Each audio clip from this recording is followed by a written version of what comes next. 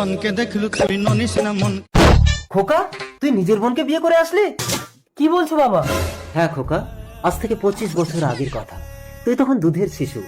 রাধিকা। আমি তোমার সংসার করব না স্বামী, এই নাও তোমার সন্তান, আমি সাহেবের সাথে চললাম।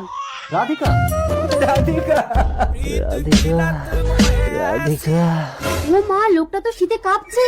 বাবু, আমার ডেরায় চলো, আমি তোমার গা গরম করে দেবো। ছি ছি ছি রে ননি। আমি কোথায়? তুমি পরীর ডেরায় বাবু। আমি কিছু করিনি তো।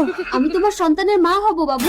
না, আমার ছোট্ট সন্তান আছে। বাবু, এইভাবে কেটে গেল 20টা বছর। পরি আজও অবিবাহিত, কিন্তু এই মেয়েটির মা হলো কি করে? তার মানে এই মেয়েটির বাবা আমি।